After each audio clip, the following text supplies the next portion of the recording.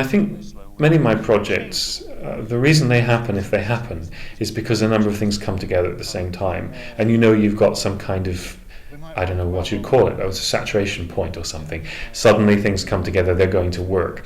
And the fact that Grisdale was a good location, and the fact that the location that was a possibility for us was actually on Ruskin land, which was the clincher for me.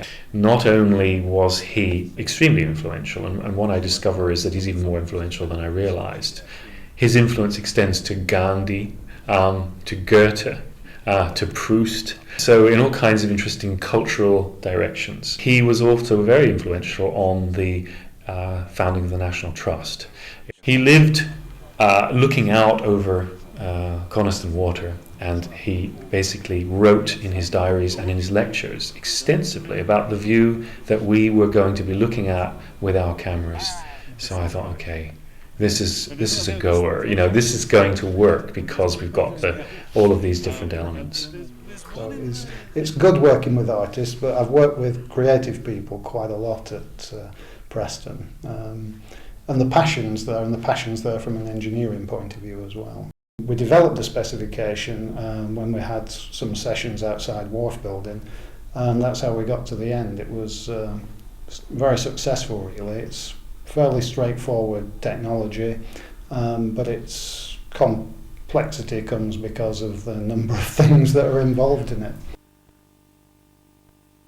Yeah, I always enjoy working with Chris because he makes you think, and that's the idea. I mean, we had a debate about when we put the work up there, we had an east wind, so there wasn't a lot of power being generated. So we had a debate about whether it was a work of art if the batteries were flat and nothing was working. And I think it is a piece of art because it makes people think. You know, what's it doing? What's that for? And it's not so much an argument between us, it's kind of a philosophical argument about what is a piece of art, and as academics that's our prime job, is to make people think, and whatever it is, if it's at the side of a footpath, if it makes people think, that's going to be good.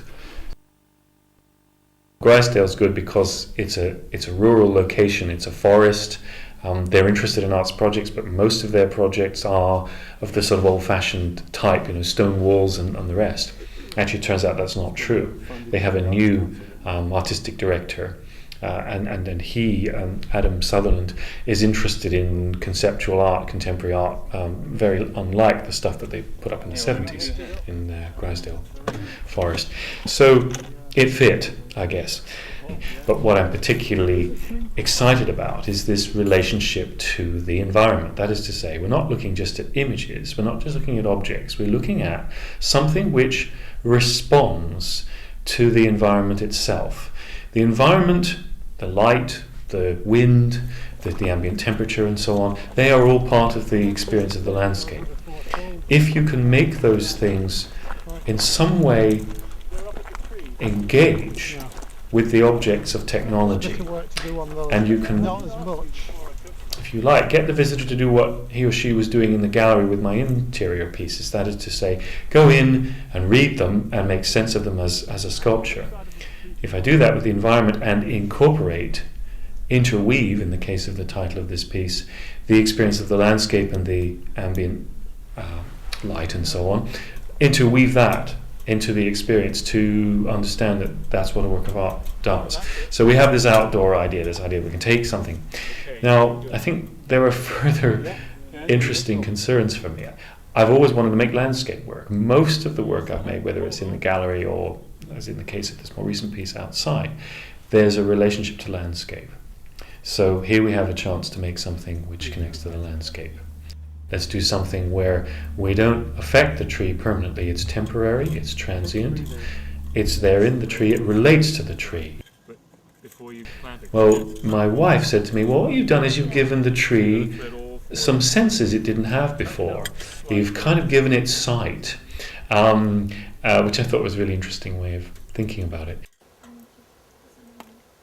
He has a definite kind of, quite rightly, a definite view on what is a piece of art, which is fair enough. So Chris is the customer, but beyond that, art is the customer, because kind of the role of somebody like Chris is to define what art is, and it's then for everybody to have a debate with him, I think, about their view on that. It occurs to me that it would be very interesting for someone to blunder on it completely without any knowledge of what it is or why it's there. And those kinds of questions that would form in their mind, what is this? Why is it there? What does it do? What's the point of it? Is precisely what I'm interested in. So the audience is whoever looks at it and whoever thinks about it.